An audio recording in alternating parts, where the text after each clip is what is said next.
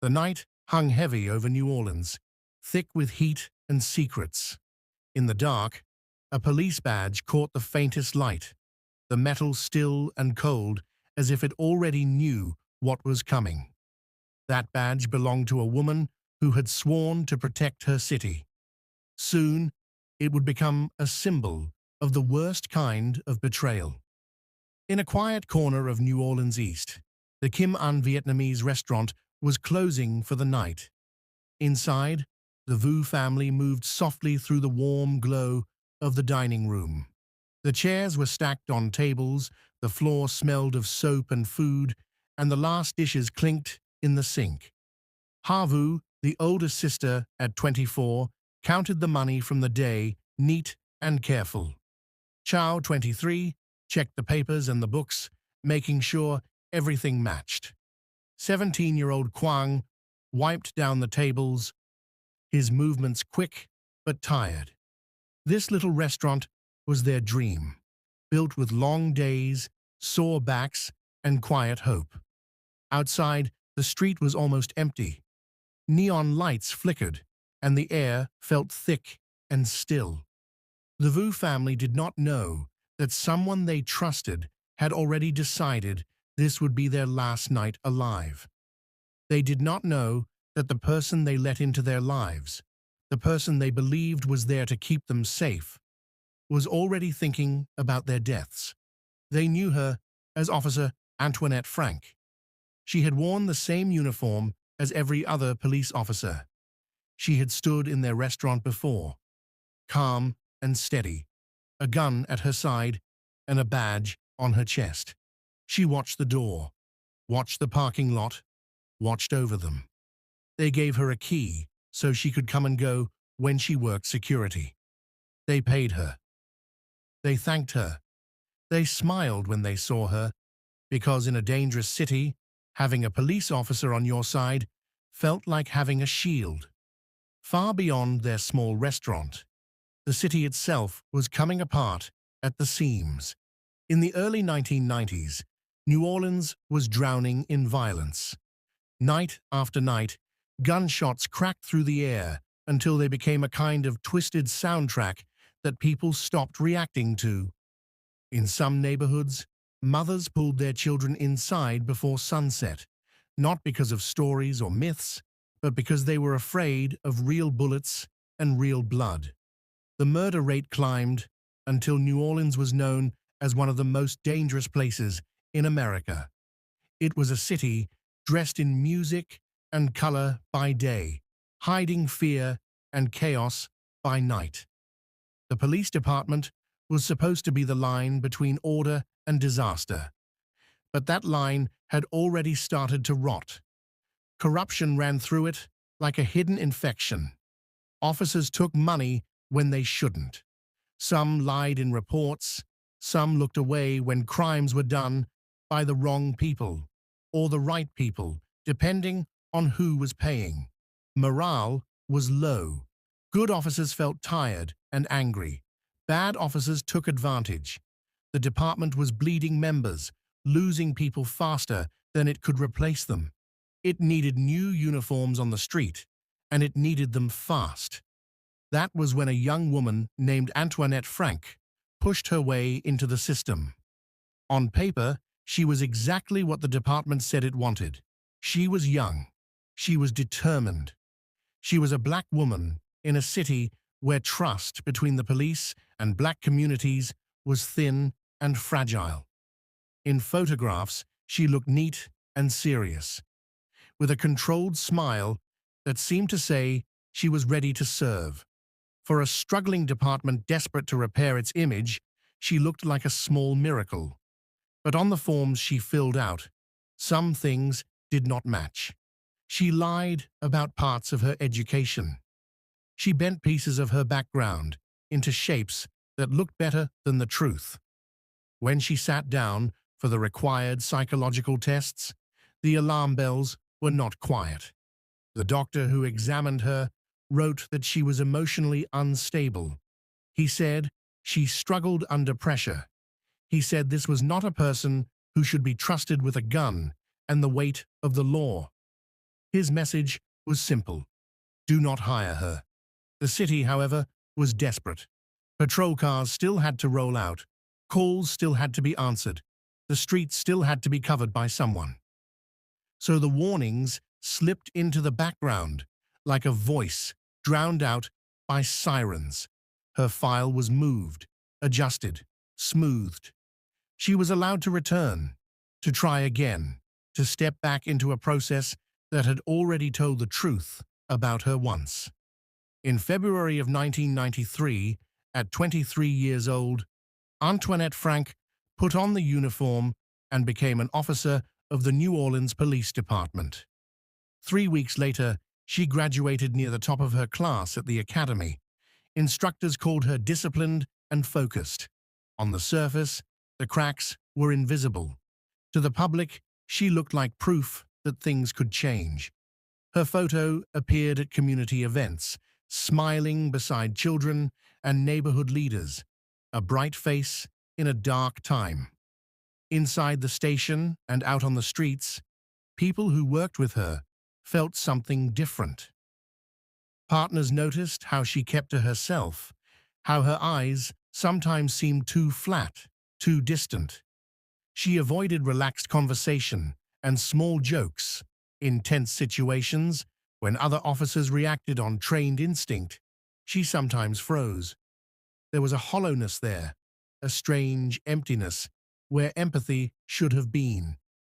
Some officers said it quietly: she shouldn't be out here. She made people uneasy in a way that was hard to explain. But the department needed bodies in cars, not more questions. While the city continued to shake under the weight of crime and fear, while honest officers tried to do their jobs in a broken system, Officer Frank moved through the streets with a badge that gave her power she had never had before.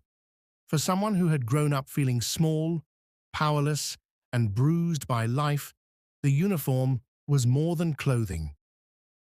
It was armor. It made people listen. It made doors open. It made fear move from inside her to inside everyone else. And on a warm night in March 1995, all of those quiet decisions, all of those ignored warnings, all of that desperate hiring and hidden rot gathered together and walked through the back door of a small Vietnamese restaurant on Bullard Avenue, where a tired family was closing their dream for the night. The cash from the day's work sat hidden in a microwave. The sisters counted and cleaned. Their younger brother wiped off the last table, thinking about school, about tomorrow, about anything but death. The officer they trusted already had their key. She already had a plan. And she was about to show New Orleans what happens when the person who wears the badge stops protecting and starts hunting. She wore the uniform like a second skin, long before she ever earned it. In February 1993, when Antoinette Frank finally became a police officer, it looked from the outside like a success story. A young black woman in a blue uniform, standing straight, eyes forward, badge catching the light. The department held her up as proof that things were changing, that the future could be different from the dirty past. Cameras found her easily. Community events, small ceremonies, photos with children. In those pictures, she looked warm, steady, safe. The people who worked beside her saw something else. On patrol, the easy human warmth that makes a good officer was missing. Her face was often blank, not calm, but empty, like it took effort to pretend to care. When calls turned tense and the air filled with that electric feeling danger carries, other officers reacted on instinct, moving, deciding, protecting. Antoinette sometimes stopped instead. She hesitated when it mattered most, stuck between fear and confusion. Her partners noticed how her eyes hardened instead of softening when people cried, how she moved through neighborhoods like a visitor wearing someone else's skin. Where there should have been empathy, there was only calculation, a cold listening without understanding. Still, The department needed her image. In a city that didn't trust its police, she was perfect for posters, newsletters, and community meetings. She accepted awards, shook hands, and smiled for photos that didn't match the whispers in the station hallways. To the public, she looked like hope. Inside the department, some officers started to avoid riding with her. She was the partner no one wanted. But the uniform stayed on her shoulders because the system needed bodies more than it respected warnings. One night, in one of the city's roughest neighborhoods, her path crossed with someone who would drag her across a line she was already standing too close to. A call came in from the Desire housing projects, a place beaten down by poverty and violence, where gunshots were more common than quiet. When Antoinette arrived, the scene was messy, voices raised, lights flashing, the thick smell of sweat and asphalt. On the ground lay an 18-year-old boy with a bullet wound to his shoulder. His name was Rogers Lacaze. He should have looked afraid, but he didn't. Blood stained his shirt, yet his expression held more challenge than fear. When he looked up at her, it wasn't with gratitude. It was with a smirk that seemed to say, "You don't scare me." In that small, charged moment, something inside her shifted. For years, she had been the quiet one, the outsider, the girl who had grown into a woman, always trying to earn power she never fully felt. Now she saw that same defiance staring back at her from the pavement, wrapped in young, reckless confidence. Their paths did not end at that crime scene. Over the next weeks, she found reasons to see him again. At first, it was simple, checking on his injury. A ride here, a ride there. Then it slipped into something far more dangerous. Rogers began appearing not just in her life, but beside her in places he should never have been. He sat in her personal car, then in her police cruiser. She drove him through the city, in a vehicle meant to serve and protect. And to anyone who asked, she had an answer ready. Sometimes she said he was her nephew, other times, a trainee. The lies slid out smoothly, and for a while, people let them pass. But he wasn't family, and he wasn't a trainee. He was already deep in the city's drug trade, the kind of person her badge was supposed to stand against. Instead of arresting him, she pulled him closer. With him at her side, the power of the badge changed flavor. It became less about duty and more about control. Rogers loved the thrill of it. He liked riding in a patrol car, liked the way other officers nodded when they saw the uniform, liked the feeling of being near danger without being the one on the ground this time. She liked what he gave her too: admiration, attention, and a partner who saw her not as awkward or weak, but as a doorway into a world where rules meant nothing. Soon, the line between law and crime wasn't blurred. It was gone. They began using her position as a weapon. Together, they pulled over cars while she flashed her badge, making their stop look official, safe, expected. Drivers saw the uniform and obeyed. Then Rogers used the fear that followed. He pointed his gun, demanded money, watched them crumble. The two of them stood in the same scene from opposite sides of the law, yet working together. To people on the street, it must have looked like a routine stop. To the victims, it was a quiet robbery under the cover of authority. Her reasons were never as simple as greed. Money mattered, but something deeper pulsed beneath every decision. With Rogers beside her and the uniform on her back, she finally felt like the most powerful person in the room. She was the one holding all the cards. She could choose who to protect and who to hurt, who walked away and who didn't. Each time she got away with it, each time complaints died in paperwork or were never filed at all, it taught her the same lesson. Nothing and no one was going to stop her. Years later, People would look back and say the signs were obvious. The strange behavior, the dangerous boyfriend riding shotgun in a police cruiser, the pulled-over cars that never appeared in clean reports. But at the time, in a department drowning in its own problems, those signs were easy to ignore. Someone always had a worse story. Someone always said the system had seen worse. And so she stayed on the street, wearing the same badge as officers who still believed in their oath. Then, after the horror at the restaurant, after the trial, after the city thought it finally understood who Antoinette Frank really was, one more secret clawed its way out of the ground. In late 1995, a neighbor in the St. Roch area noticed their dog obsessively digging under a raised wooden house where Frank had once lived. At first, it seemed like nothing. Dogs dig, especially when something smells strange underground. But this time, the dog brought something to the surface that was not supposed to ever be seen again. A pale, rounded shape that did not belong to any animal. It was a human skull. Police arrived and began to dig carefully beneath the house. Bone by bone, a full skeleton emerged from the earth, still clothed in scraps of worn, male-sized fabric. When they examined the remains, they found a single gunshot wound in the back of the head. No struggle marks, no signs of a fight.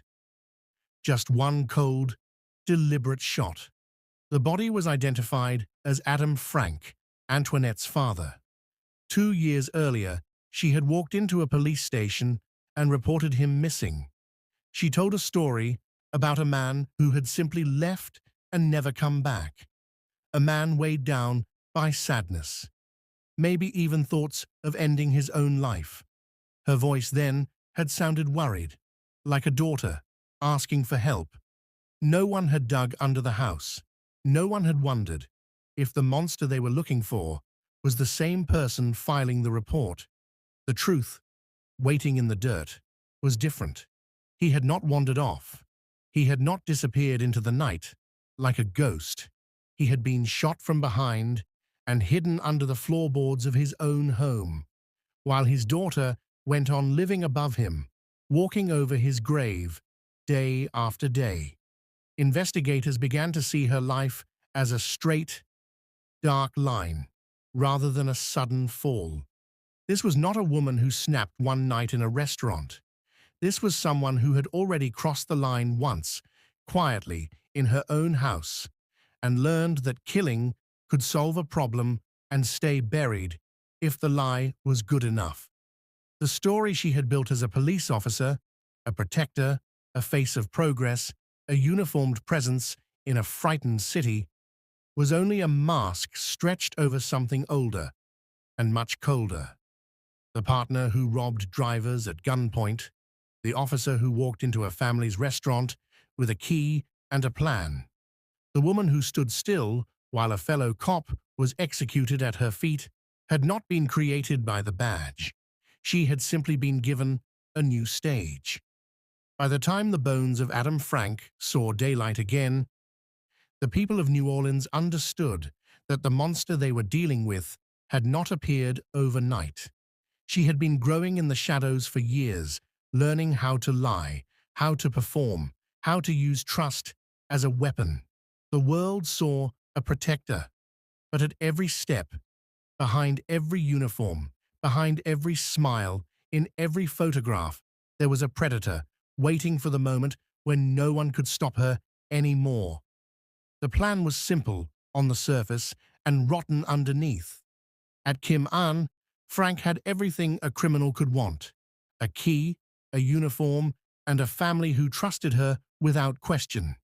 She knew where the money slept at night, folded and hidden in a microwave, roughly $10,000 waiting in the dark. With Rogers beside her, the idea of security twisted into something vicious. He wanted fear more than cash, and she did nothing to stop that hunger from growing. Around 1:30 in the morning, the restaurant was closed, lights dim. the street outside almost silent. Frank used her key, just like she had done many times before, and walked in as if she belonged there.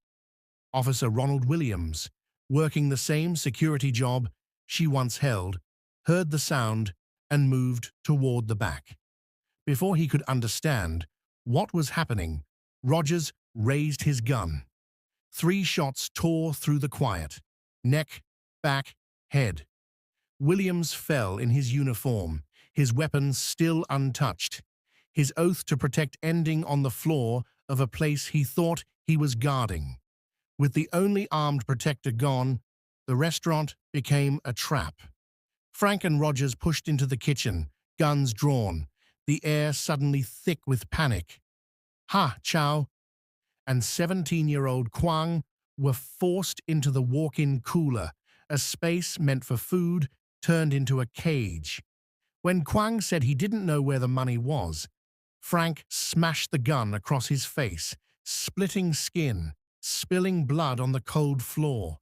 She went straight for the microwave and pulled out the bundles of cash, the same money this family had worked day and night to earn. Ha begged for mercy, voice breaking, but Mercy was already dead in that room. Shots exploded in the small space. 3 into Ha, 6 into Kwang. In less than 5 minutes, 3 lives were erased. The cooler door did not close all the way. Through a thin crack, Chow saw everything. Her brother struck, her sister falling, the bodies left behind as Frank and Rogers walked out with their money and their weapons. For a long moment, after the footsteps faded, the restaurant was painfully silent. Then Chow forced herself to move. She stepped over her brother's body, pushed her way out, and ran barefoot into the night, her feet slapping the pavement, her throat raw from screaming for help. The 911 call came in at 2:15 a.m. A burst of panic over the line. An officer down, a family slaughtered, a restaurant turned into a tomb. Most killers flee and hide. Frank did the opposite. Minutes later, she came back. This time, she arrived in a marked police car, still wearing her uniform, trying to vanish into the chaos of flashing lights and crime scene tape. Her plan was cold and simple: blend in, get close, and silence the last witness. But the witness saw her first. Chow's blood ran cold when she recognized the familiar face in blue. Terror turned into rage. She pointed and screamed,